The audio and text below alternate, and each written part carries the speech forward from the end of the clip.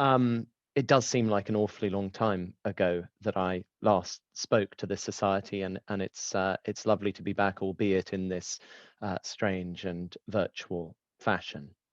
I'm going to speak for about 35 minutes about this novel, and then hopefully we can have a chat about it. And I would be delighted to take questions at that point.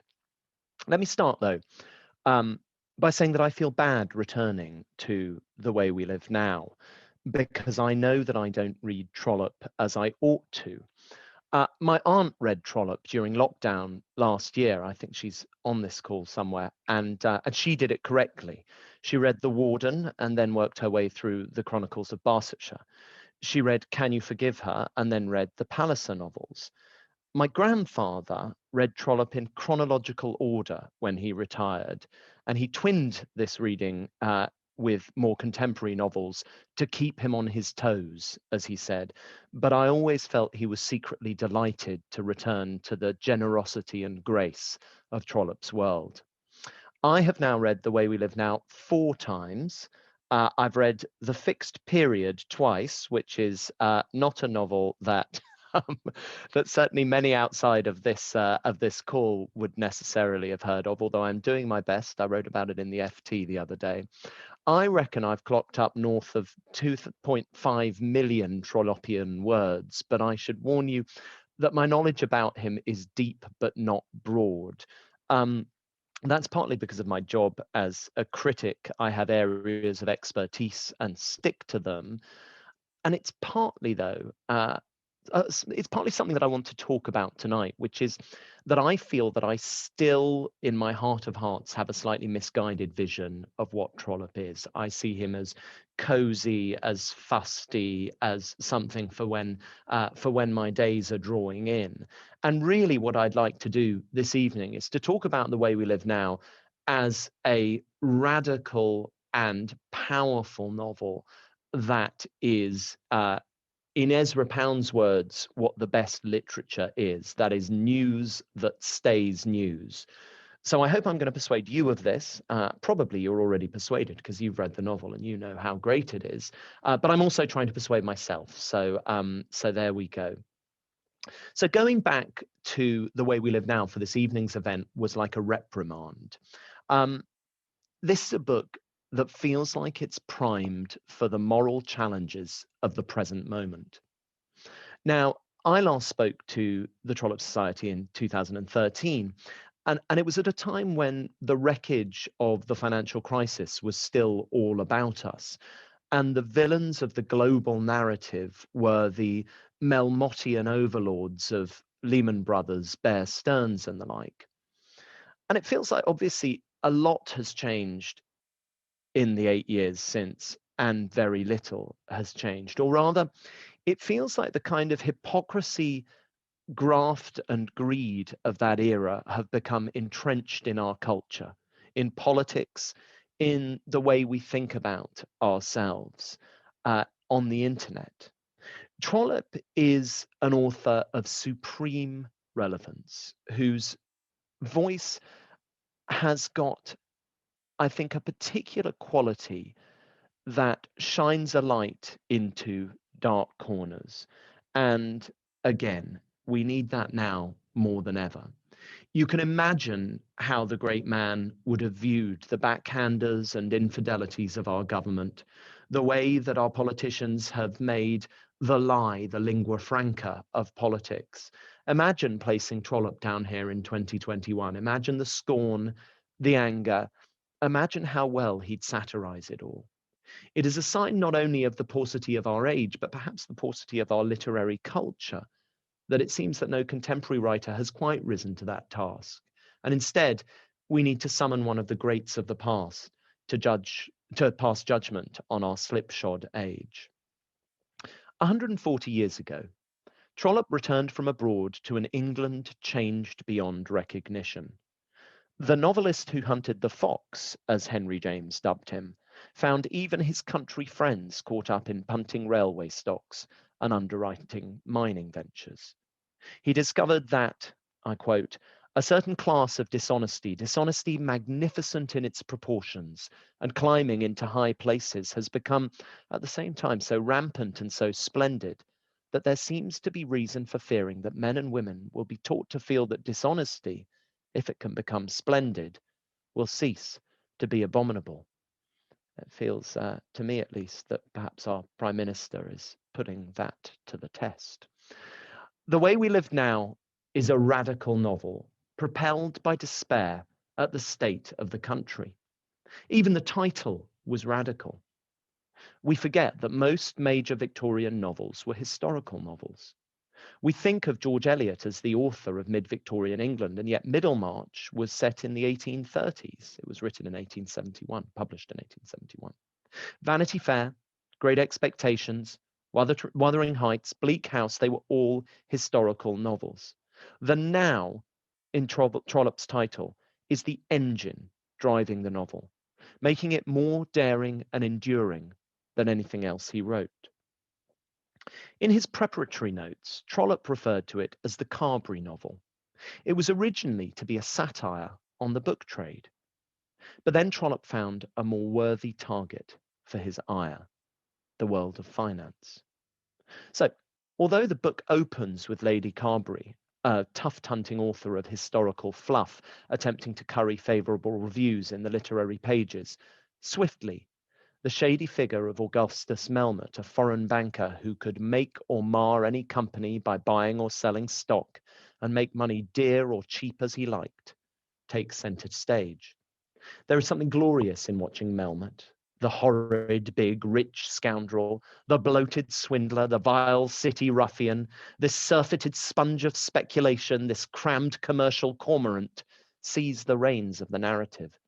And until we become almost entirely focused on the Melmoth era, the 6 weeks during which he and his South Central Pacific and Mexican Railway scam came to dominate London, and the mysterious financier, a word first recorded in 1867, rose to a seat in Parliament to entertain royalty and bewitch aristocratic foppish sons.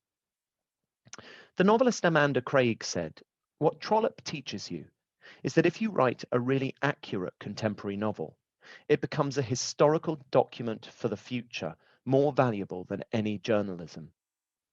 The Way We Live Now is an extraordinary record of social change in late Victorian England.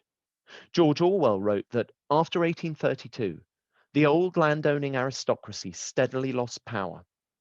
But instead of disappearing or becoming a fossil, they simply intermarried with the merchants, manufacturers, and financiers who replaced them, and soon turned them into accurate copies of themselves. The Way We Live Now can be read as an angry lamentation for the passing of an age of certainty, with the author represented by the rusty Roger Carberry, out of tune with an era of speculative greed. I can't quite sympathize with your mother in all her feelings about this marriage because I do not think that I recognize the necessity of money, he says at one point. Later, Carberry says, people live now in a way that I don't comprehend. Carberry ends the book symbolically dispossessed, replaced in his home and in Hetter's heart by the more adventurous, although I think we'll all agree more forgettable, Paul Montague. Carberry is the author feeling that the world he inhabited has vanished. Perhaps the reason The Way We Live Now was panned by contemporary critics, forgotten for 70 years, that it sold badly, and only recently acknowledged as the masterpiece it is that it is a dramatic departure in time, place, authorial voice, and attitudes. The world more generally associated with Trollope of country squires and cathedral close intrigue is replaced by an age of stock speculation and Disraelian adventuring. It is not what you think of when someone says you're reading a Trollope novel. My repeated reading of The Way We Live Now and the fixed period Trollope science fiction speculation on the problems of euthanasia and overpopulation mean that I'm perhaps the least Trollopean, although perhaps that's the sign of a great writer, a writer whose mind is broad and plastic enough to contain many worlds. What is great about Trollope is that you don't always know that you're reading him, but secretly you always do. It is not, however, the historical significance of the way we live now that makes the book exceptional. It's not just a novel about the specifics of 19th century financial adventuring. Many novels capture some element of the spirit of their age. What is wonderful about this book is the way it has echoed down to the present, with that eternal now making Trollope as he was, as important in 2021 as he was in 2013 and in 1873. When I wrote my first novel, This Bleeding City, about Britain during the financial crisis, I used Trollope's novel as a model, trying always to think beyond the present moment, beyond what was right in front of me, to recognize what in that moment was essential and eternal and not just immediate. I wanted to write what is called a State of the Nation novel, what was once called the Condition of England novel, and even that has a kind of fusty ring to it. What I found in Trollope was something that I think is there in all great literature and is a powerful lesson for those of us who write ourselves. It is that Trollope, like Shakespeare, tells stories that no matter where they're set, no matter when they're set, are deeply human, rendering emotion and psychological effect with utter, relentless truthfulness. A few years ago, I interviewed the broadcaster and novelist Mark Lawson about his book The Deaths, which was a satirical whodunit set in the home counties, peppered with obvious and insider references to the way we live now. And he said this to me about the book. The late American novelist and journalist Dominic Dunn, an obsessive Trollopian, told me that he could never forgive Trollope for having got to that title first. But that title should be the motto of anyone writing contemporary fiction. The State of the Nation novel goes in and out of vogue and tends to get dusted off at times of national crisis. In the wake of the financial crash here, there were a slew of excellent books that sought to establish why and how the country had come to pass. All of them, it seemed to me at least, had Trollope partly in mind when they wrote. In an October 2008 article in the Observer, and this was 3 days after Lehman Brothers had declared bankruptcy, William Skidelsky noted that it seems odd that the financial haymaking that has been going on in recent times has largely escaped the attention of writers. The wealth accumulation of the past few years has been considerably more spectacular than that of any previous era, yet the 21st century masters of the universe have remained stubbornly absent from fiction. He went on to lament that there was no Trollope or Augustus Melmotte for our times.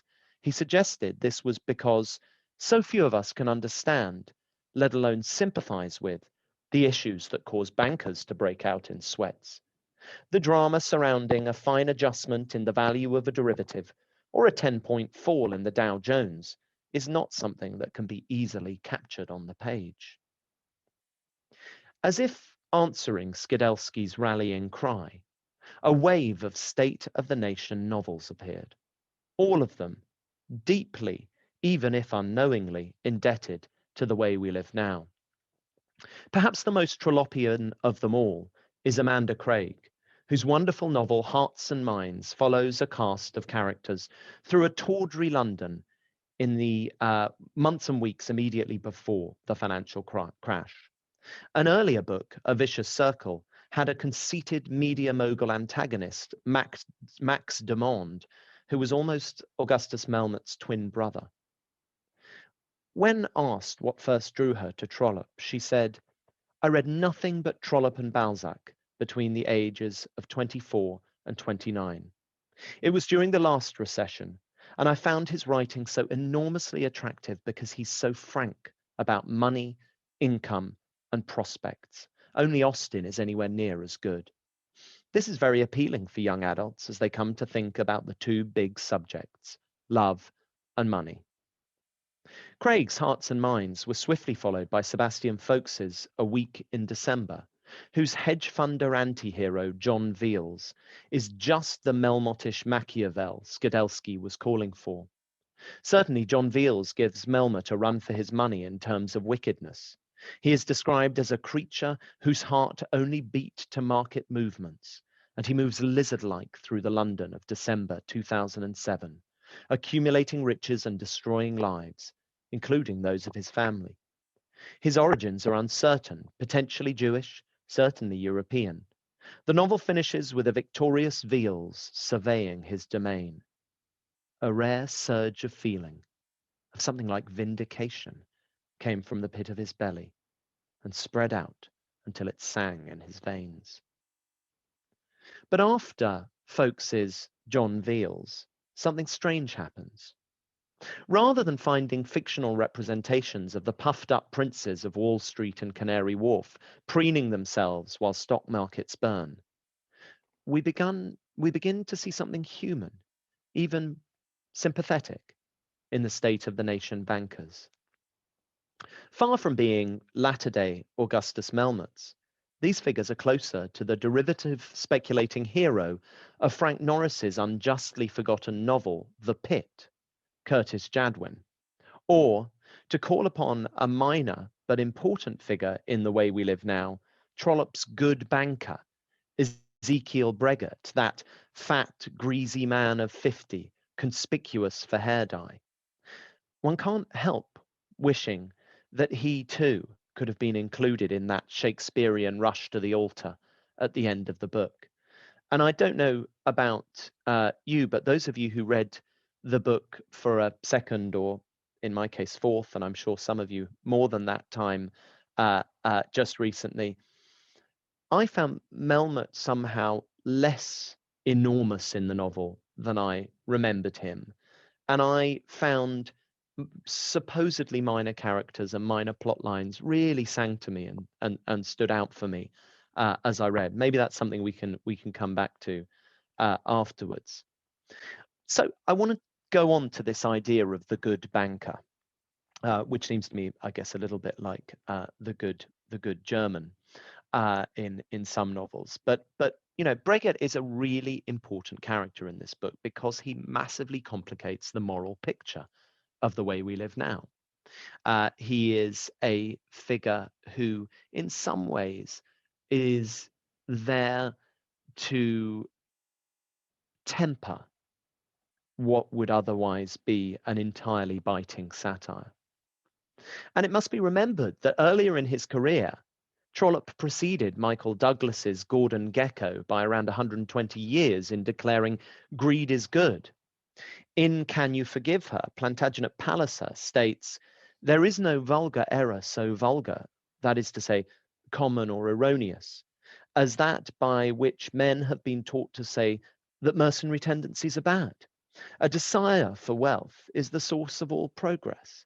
Civilization comes from what men call greed.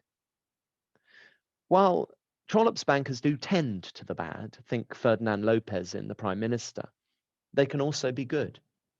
Breggart provides a moral centre that I think in some ways is equal to that of Roger Carberry. His decency towards Georgiana when he learns of the losses he will suffer from Melmoth's burst, he had lost heavily without dishonesty, is certainly more than she deserves. Breggart maintained his dignity in spite of the efforts of those around him. And perhaps this is the best answer to the charges of anti-Semitism levelled at the novel. We may feel that Trollope achieves this despite himself, but Breggart emerges as one of the novel's heroes and solidifies the link in the book. And this is again something that I think really came out to me in this most recent reading, the link between personal and financial integrity. To make a banker, a Jewish one, a sympathetic character, must have presented a challenge for Trollope when he was writing, but it's a challenge accepted with gusto by Trollope's 21st century descendants. In the late, great Justin Cartwright's Other People's Money, which, if you haven't read it, is a novel that I commend to all of you, the leading banker figure, Julian Trevelyan Tubal, is about as far as you can get from Melmottian malevolence. He's a bungling throwback at sea in the world of derivatives and fast money. He loves his children deeply and dreams about his childhood pony. A few years before his death in 2018, I asked Cartwright about his protagonist. He replied to me that The Way We Live Now was the major influence on that novel, but that I did not regard Julian, chairman of Tubal and Co., as a crook, although of course he was. But it struck me that certain ancient loyalties would probably have come into play, and his was to his family, particularly his young children, not considerations that troubled Auguste Melmoth. Similarly, Roger Yount, the banker hero of John Lanchester's sprawling novel of London life, Capital, is a sympathetic character at the mercy of his manipulative wife.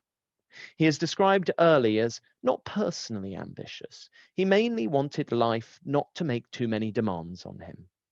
Yount's moral journey sees him find solace in the love of his children and the goodness of their nanny. He, like Julian Trevelyan Tubal, is fragile and essentially good, far from the Melmoth model. To return to Mark Lawson and the Deaths, his novel of wealth and greed in a semi-fictionalized 2011, Lawson told me that while he wasn't an obsessive Trollopian, there are certain books of Trollope's, for example, The Prime Minister and The Way We Live Now, which have been huge influences on me in trying to write about politics and contemporary society. Probably in common with many of my generation, I was introduced to Trollope through the TV series Barchester Towers and The Pallisers, and the latter led me to The Prime Minister. Because it's set during a coalition government, I reread it in 2010, finding it very apt, and I developed fantasies of adapting it for radio or stage, or perhaps writing a modern version. Few of the characters in Lawson's novel, The Deaths, can be described as likable, but the closest is Nicky Mortimer, a banker, more corporate finance, really, he says. He is outside the main subject of Lawson's satire, and we, the readers, find ourselves yoking our perspectives to him, surveying the horrors of the gruesome yuppies all about. I asked Lawson whether this good banker was a deliberate strategy. I remember thinking early on, he said, that to have a good banker in a contemporary novel would be some kind of modern equivalent of the good German in war films. And certainly, I wanted to avoid the obvious cliche. For the same reason, Jolly Nice Doctor in my book may, on closer examination, have been responsible for the death of several patients. Also, because the structure depends on readers knowing that 5 people have been murdered, but not which ones, I wanted to tempt people into thinking that certain people might deserve to die because they were rich, adulterous, or indeed a banker. I want to go back to thinking about finance in Trollope because something that Dominic and I were just talking about, and something that I really feel again on this later reading struck me as very interesting, was the fact that Trollope is very, very good at the financial backstory, but that you don't need to be a financier to love this book. You don't need particularly to know what was going on. And indeed, that it could almost have worked just as well as a satire of the book trade as of finance. What the financial world provides Trollope is a setting, but that doesn't mean that he doesn't do everything he can to help you understand what is going on in this fantastic Ponzi scheme. In the wake of the 2008 financial crisis, there were a wave of factual books by worthy economists trying to tell people what went on. And I felt that they missed the point entirely. And I think this is where I want to make a link to The Way We Live Now, because those books thought that if they could explain to the public what a credit default swap was, or what a CDO was, or even what subprime mortgages were, then we would all understand what had happened. But that simply wasn't the case. At the worst, these things were kind of neutral things. I mean, subprime mortgages were a benevolent invention of the Clinton era that was a way of extending the I guess admittedly fishy American dream of home ownership to a greater proportion of the US population. Where there was evil in the financial crash, the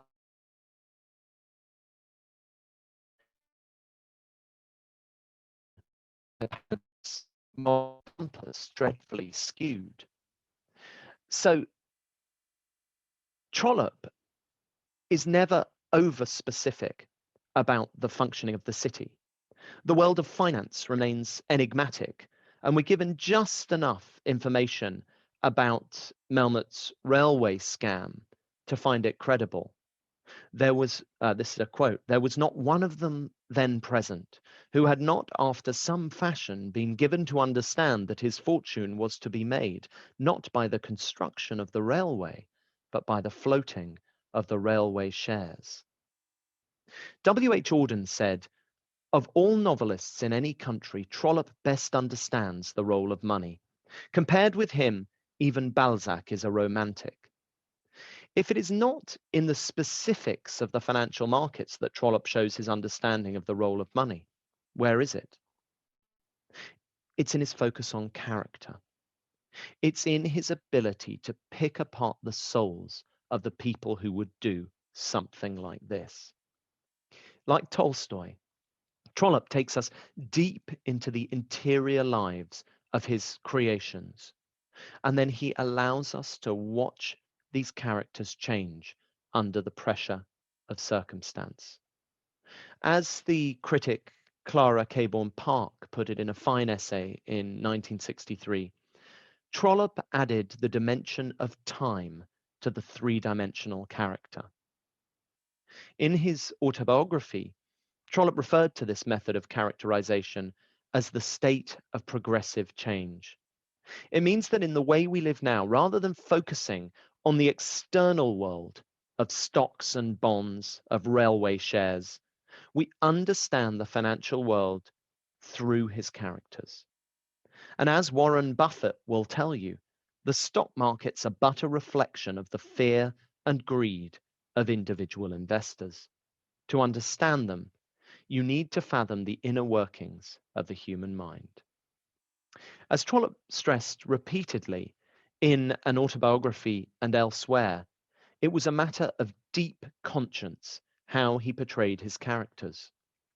Certainly, the writer of stories must please, or he will be nothing. But the novelist must not sacrifice truth for effect. In this respect, the novelist's task resembles the poet's. Both work towards the same end, Trollope says. By either, false sentiments may be fostered, false notions of humanity may be engendered, false honor, false love, false worship may be created. By either, vice instead of virtue may be taught. Through this focus on character and sympathetic understanding, Trollope wrapped us, his readers, deep within the world of his novel, so that we instinctively understand the labyrinthine workings of Melmoth's empire, so that we, too, are perhaps a little seduced by them. The Victorian certainties whose erosion the way we live now rails against continued to decline over the decades. Our modern novelists no longer inhabit the authorial voice with the ease of their 19th century predecessors.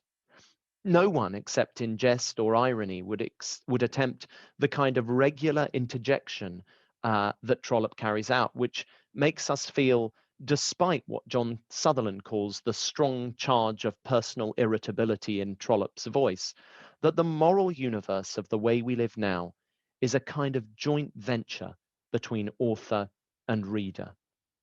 Clara Claiborne Park tried to explain the latest Trollope revival, and they happen regularly, in her 1963 essay. She put it down to simple envy of our opposite numbers 100 years ago. We readers are, in general, the privileged with money in the bank and correct grammar, and Trollope's vanished amenities once seemed to be our heritage. Trollope made ordinary upper class life interesting. Time has made it into an Arcadia. Authors, as a whole, aren't decent. Tolstoy, I think, probably was, at least before he dived into religious mania. Graham Greene, perhaps? George Eliot? But decency is what makes Trollope Trollope. And it's the honesty and integrity of his voice that calls out to us down the ages.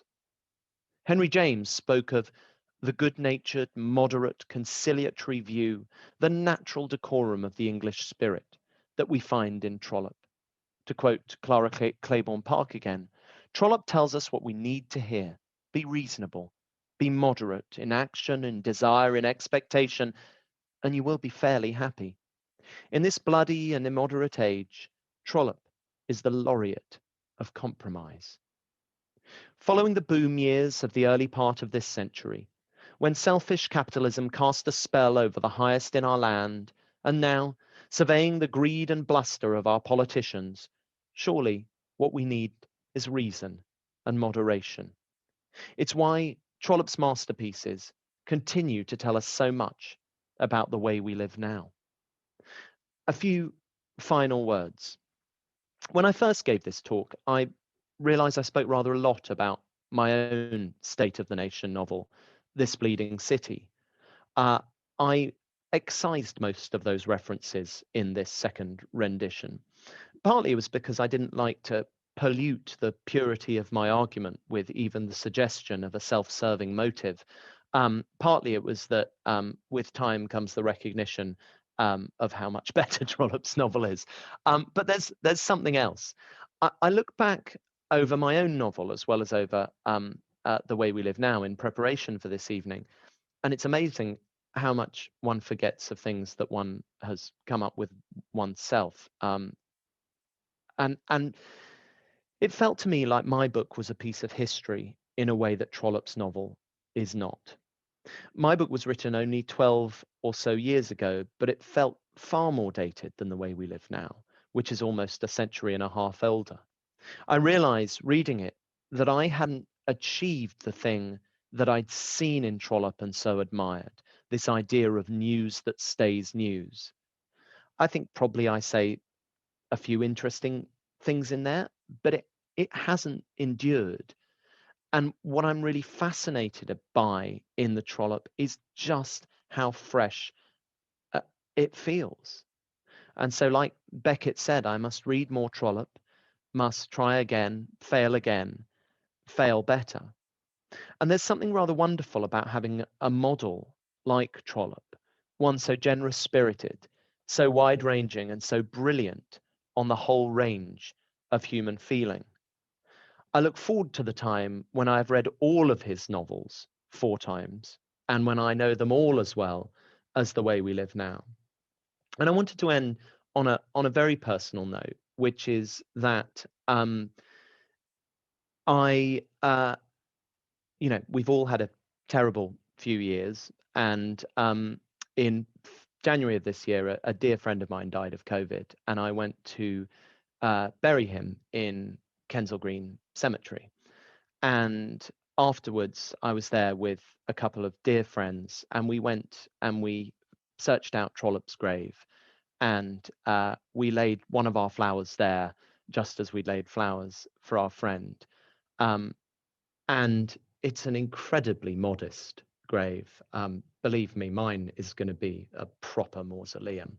But it was a magical moment, and I think all of us who've been touched by that generosity and grace of this writer will recognize that all of us felt a little comforted by having some time with him on that dark day.